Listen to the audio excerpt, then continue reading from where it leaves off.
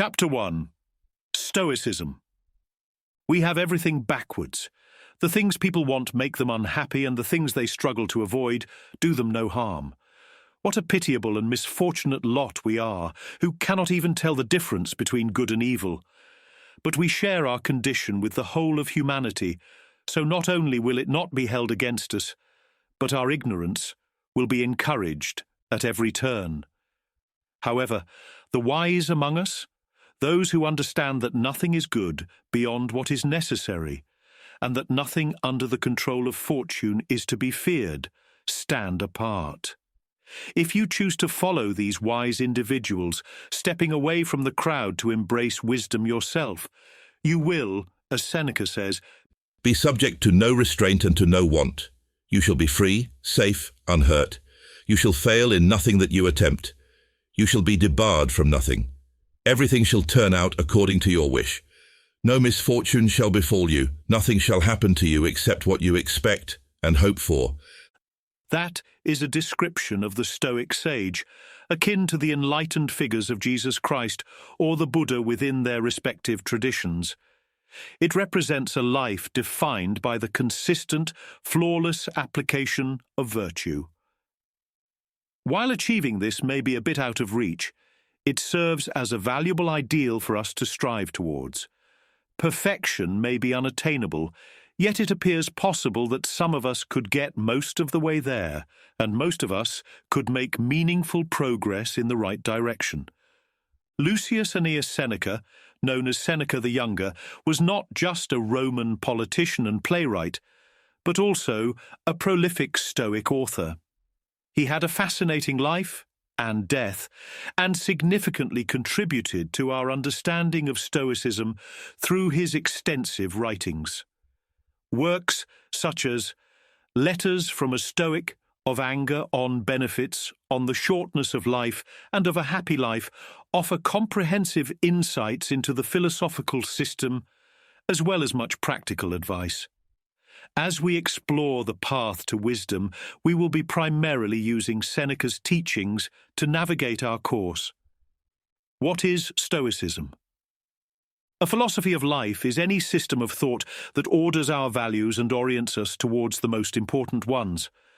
Without one, we risk succumbing to hedonism, chasing pleasures while avoiding discomfort, which ultimately leads to a life of regret.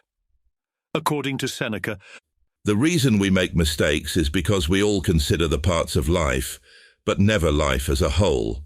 The archer must know what he is seeking to hit. Then he must aim and control the weapon by his skill. Our plans miscarry because they have no aim. When a man does not know what harbour he is making for, no wind is the right wind. Stoicism is a philosophy of life that believes that by applying reason to living the most virtuous life you can, you also live the happiest life possible.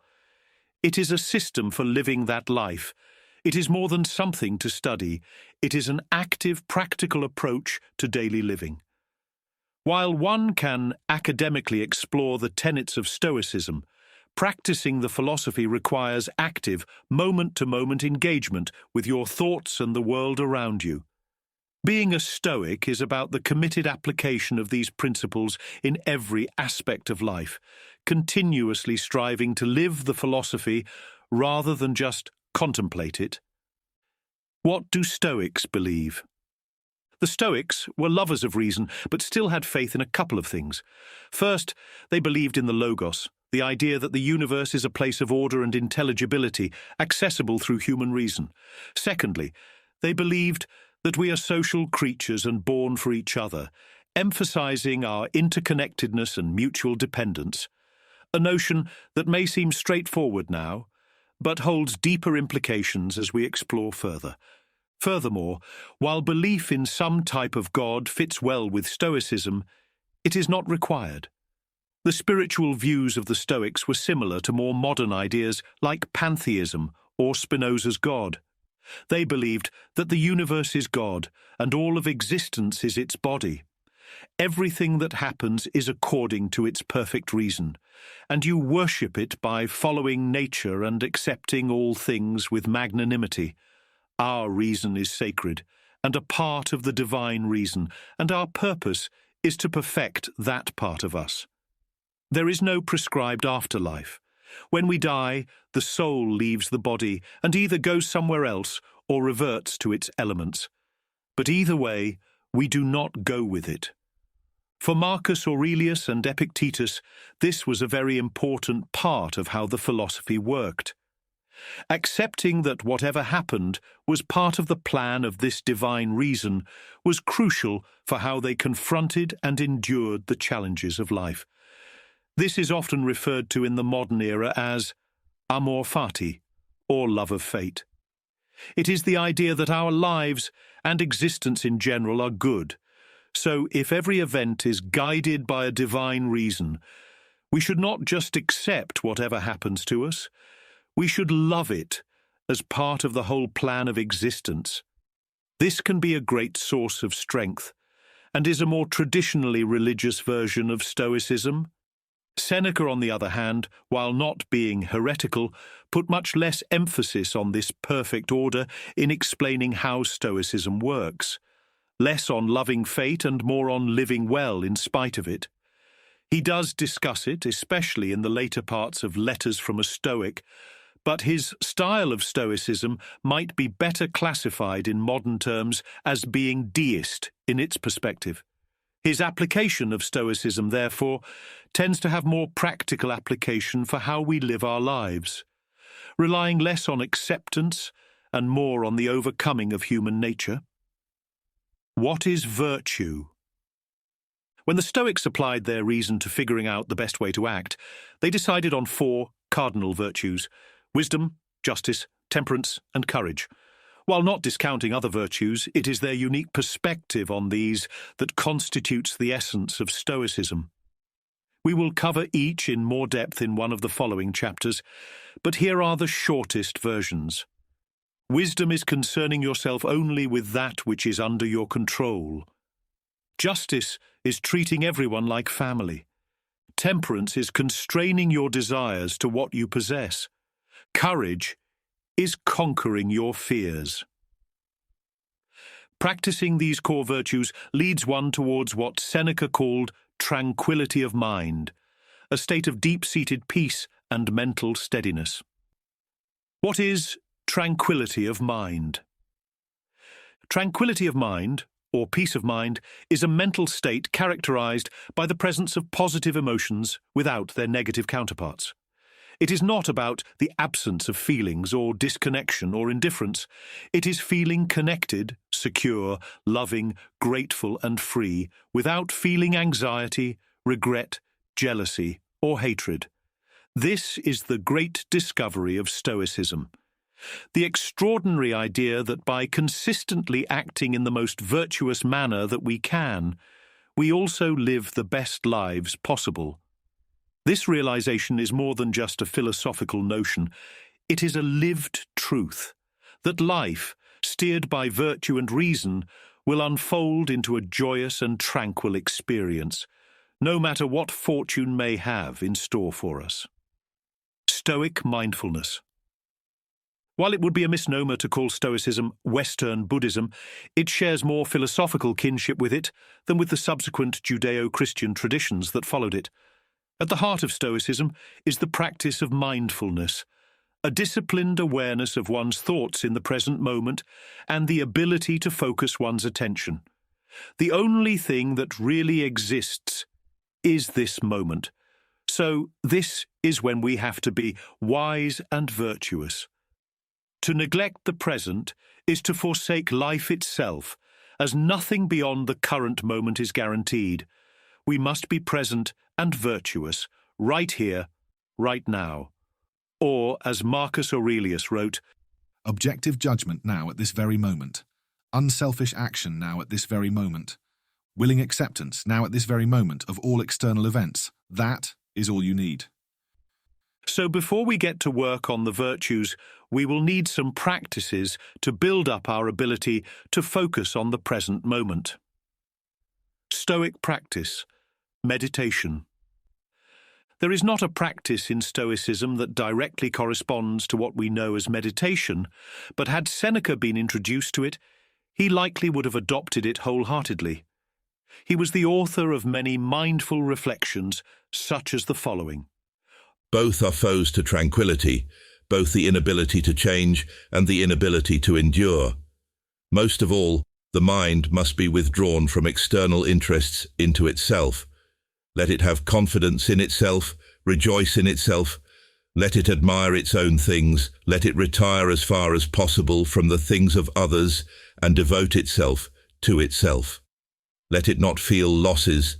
Let it interpret kindly even adversities.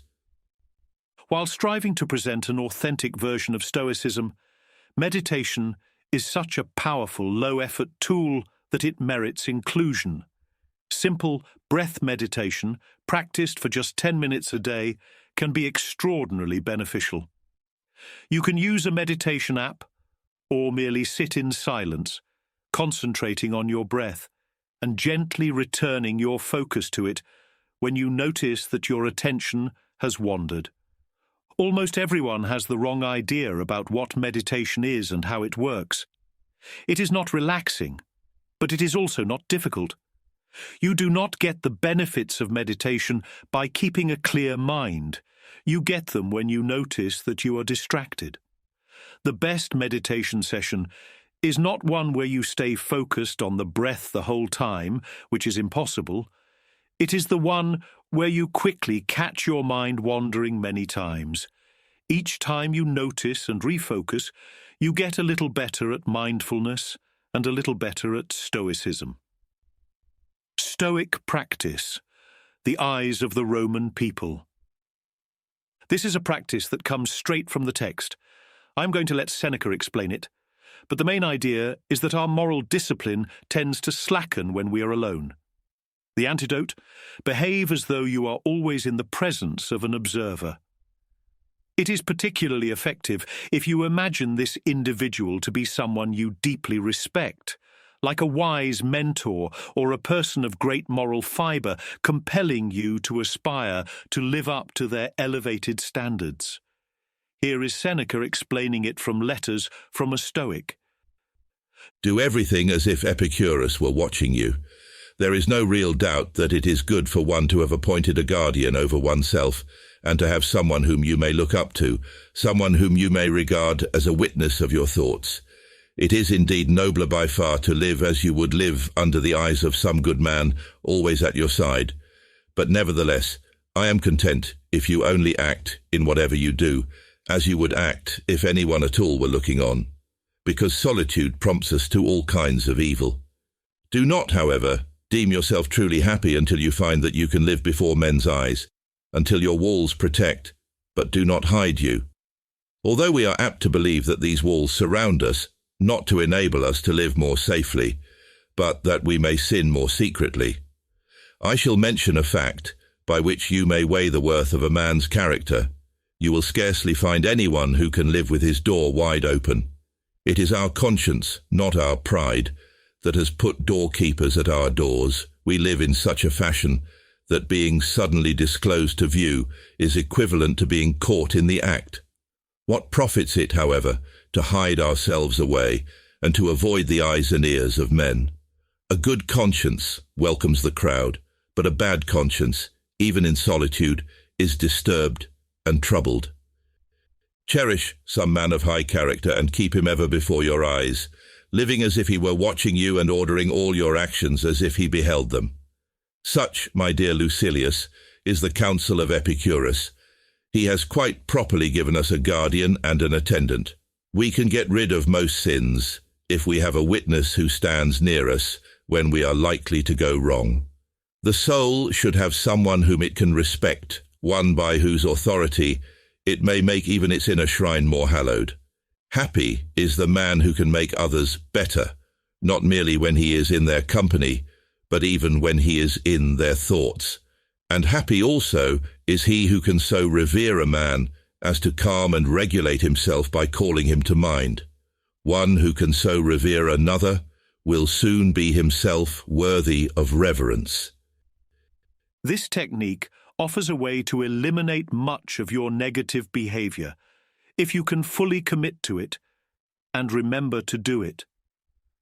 As you deepen your understanding and practice of mindfulness, you will find it increasingly easy to remember to act as though you are being watched, a habit that will further strengthen your ability to be mindful. With a sustained effort over a long period of time, it should be possible to get good enough at this to spend most of your time in the moment, acting honorably and feeling joyful. In determining who to appoint as your guardian, Seneca suggests a wise philosopher or a respected public figure. The important part is that it should be someone you revere. They should be a figure who instills in you a desire to carry yourself with dignity, whose esteem you seek, and before whom any dishonorable behavior would cause you deep embarrassment. It is crucial to understand that the guardians we appoint, while they do assess our missteps, are not driven by spite. Their judgment stems from a place of genuine concern for our well-being. They serve not just as judges, but also as role models, mentors, and sources of encouragement in our journey. Their only desire is to see us reach our full potential, to find freedom and tranquility, and to do all the good we can. They rejoice with every step we take down the right path.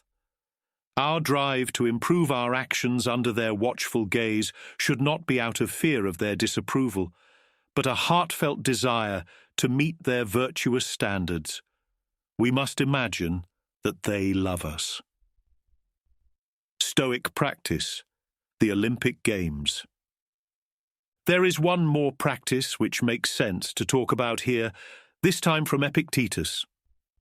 Make up your mind, therefore, before it is too late, that the fitting thing for you to do is to live as a mature man who is making progress, and let everything which seems to you to be best be for you a law that must not be transgressed. And if you meet anything that is laborious, or sweet, or held in high repute, or in no repute, remember that now is the contest, and here before you are the Olympic Games, and that it is impossible to delay any longer, and that it depends on a single day and a single action, whether progress is lost or saved. This is the way Socrates became what he was, by paying attention to nothing but his reason in everything that he encountered.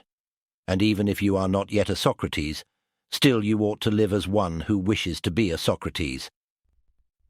Every encounter, whether facing an event in the world or a disruptive thought in your mind, is the critical moment. It is where you either operate on autopilot or seize the opportunity to act like a philosopher. This precise moment is the only time you can truly practice Stoicism.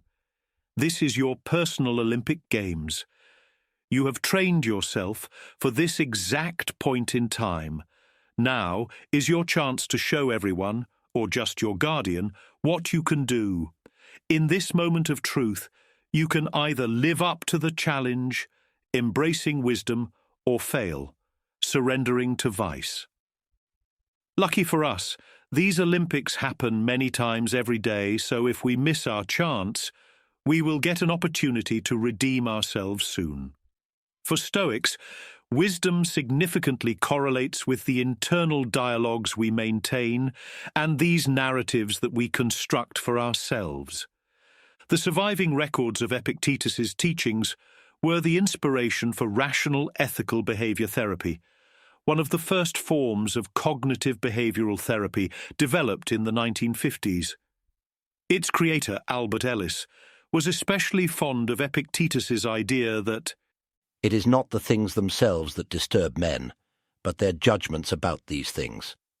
His book, A Guide to Rational Living, deserves a spot on every Stoic's reading list. We will be getting into the details of exactly what the Stoics meant by wisdom and how to practice it in Chapter 2.